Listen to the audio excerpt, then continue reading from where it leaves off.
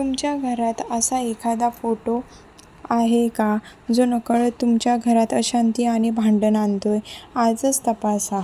आणि नमस्कार माझ्या लाडक्या भगिनींनो आणि भावांनो, स्वामी समर्थांच्या चरणी कोटी कोटी प्रणाम. आजचा विषय खूपच महत्त्वाचा आहे आणि प्रत्येक घराशी थेट जोडलेला आहे, म्हणून शेवटपर्यंत नक्की ऐका. कारण कदाचित तुम्ही नकळत अशी चूक करत असाल जी तुमच्या घरात अशांती आणते आहे. तुम्ही म्हणाल, देवघर म्हणजे देवाची पवित्र जागा, तिथे चूक कशी होईल? पण शास्त्र आणि वास्तू सांगतात की देवघरात ठेवलेले काही फोटो चुकीचे असतील तर त्याचा परिणाम घराच्या वातावरणावर होतो. मनात चिडचिड वाढते, घरात भांडणं होतात, पैसे टिकत नाहीत आणि आरोग्याच्या समस्या सुरू होतात. स्वामी समर्थ नेहमी सांगतात, भक्ती करा पण शुद्ध भावनेने करा आणि योग्य पद्धतीने करा. म्हणून आज मी तुम्हाला अशा 10 गोष्टी सांगणार आहे ज्या देवघरात कधीच ठेवू नयेत आणि त्याचे सोपे उपायही सांगणार आहे. हे ऐकून तुम्ही लगेच तुमचे देवघर तपासाल आणि योग्य बदल कराल. सुरुवात करण्याआधी एक छोटी विनंती आहे. विषय जर तुम्हाला उपयोगी वाटला तर नक्की लाईक करा, शेअर करा आणि आपल्या चॅनलला सबस्क्राईब करा, कारण अशा अनेक उपयुक्त गोष्टी आपण रोज घेऊन येतो.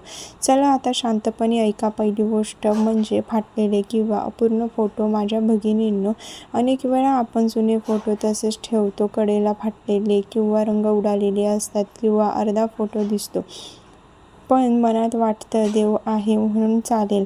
पण शास्त्र सांगतात देवाची प्रतिमा नेहमी पूर्ण आणि स्वच्छ असावी. संपूर्ण फोटो म्हणजे अपूर्ण ऊर्जा आणि त्याचा परिणाम आपल्या आयुष्यावर होतो. घरात कामे अर्धवट राहतात, मुलाच्या अभ्यासात अडथळे येतात, नोकरीत प्रगती होत नाही. उपाय खूप सोपा आहे.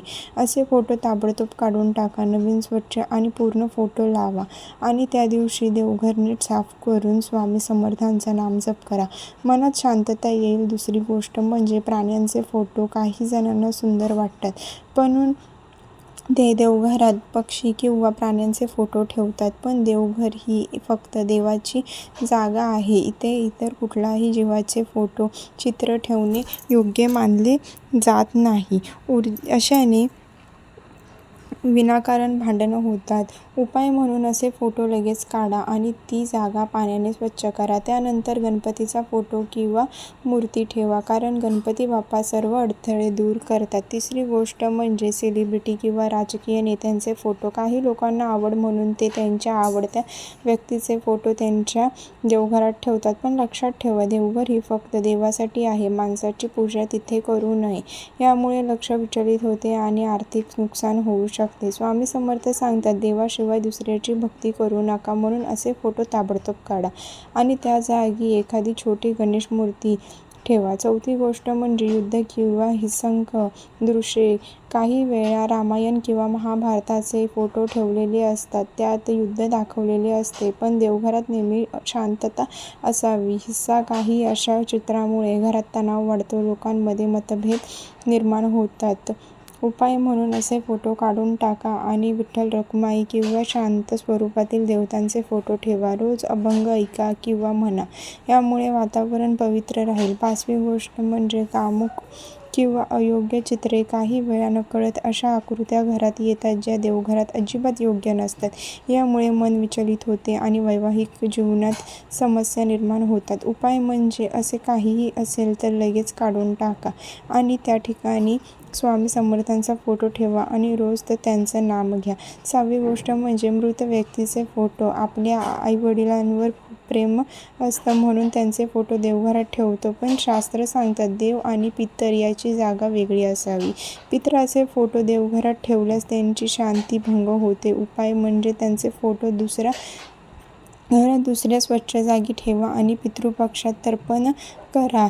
त्यांना मनापासून नमस्कार करा. 7वी गोष्ट म्हणजे कार्टून किंवा आधुनिक डिझाईनचे फोटो. आजकाल बाजारात खूप आकर्षित आणि वेगवेगळ्या प्रकारचे देवाचे फोटो मिळतात.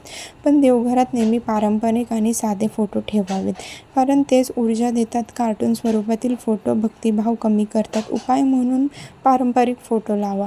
8वी गोष्ट म्हणजे दक्षिण दिशेला तोंड करून ठेवलेले फोटो. वास्तुशास्त्रानुसार दक्षिण दिशा ही यमाची दिशा मानली जाते. त्यामुळे देवाचे फोटो दिशेला तोंड करून ठेवणे योग्य नाही. यामुळे घरात रोग किंवा अडचणी वाढतात. उपाय म्हणजे देवघर नेहमी पूर्व किंवा उत्तर दिशेला ठेवावे आणि फोटो त्या दिशेला लावा. 9वी गोष्ट म्हणजे खूप जास्त फोटो.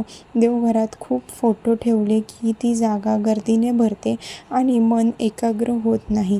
देवपूजेत शांतता आणि साधेपणा खूप महत्त्वाचा आहे. म्हणून कमी फोटो ठेवा, पण श्रद्धेने पूजा करा. रोज धूप दीप लावा आणि देवाशी मनाने बोला.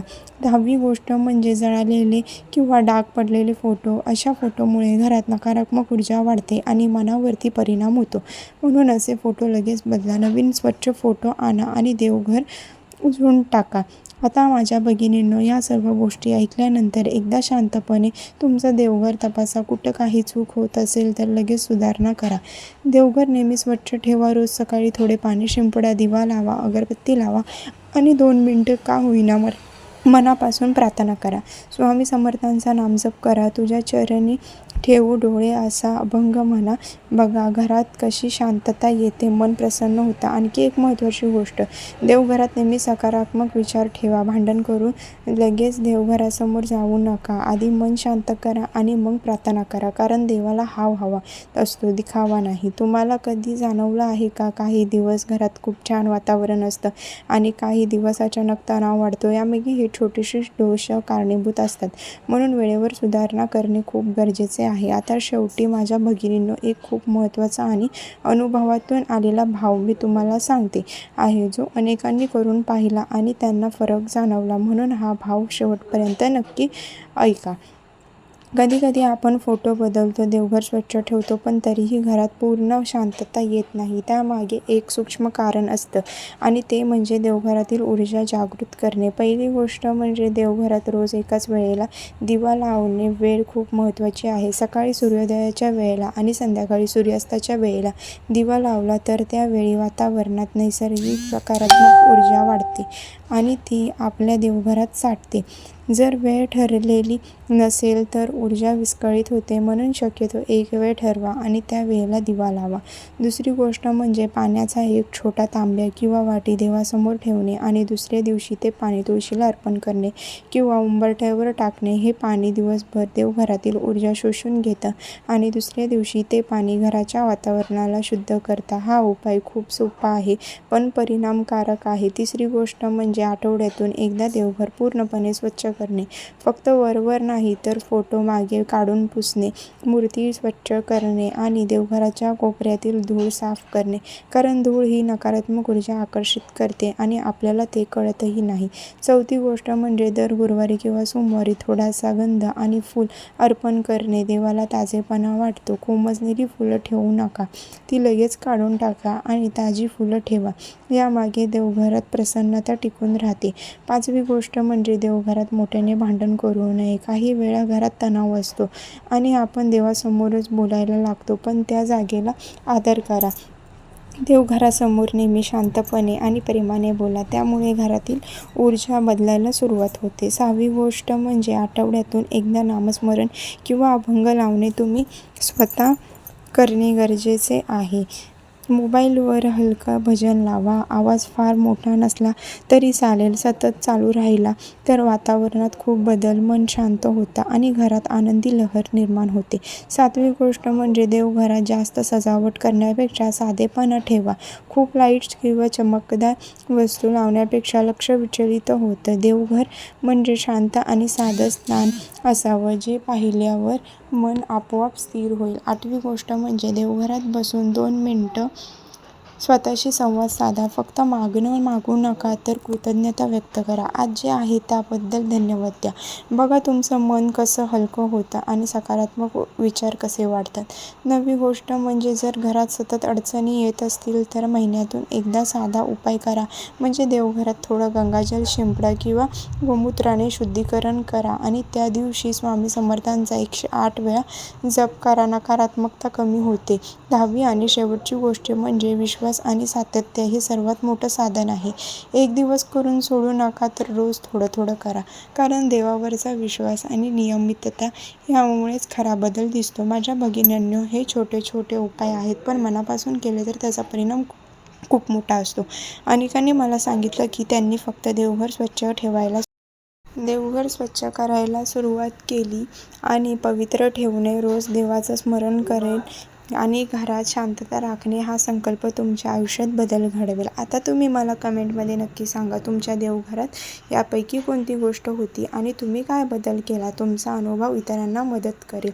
पुढच्या व्हिडिओमध्ये आपण आणखी काही खास उपाय पाहूयात आहोत. तुमच्या घरात सुख, समाधान आणि भरभराट आणतील, म्हणून चॅनलला सबस्क्राईब करायला विसरू नका. हा व्हिडिओ तुम्हाला आवडला असेल तर नक्कीच लाईक करा, शेअर करा आणि सबस्क्राईब करा आणि आपल्या कुटुंबियाबरोबर शेअर करा आणि कमेंटमध्ये श्री स्वामी समर्थ लिहायला विसरू नका. श्री स्वामी समर्थ.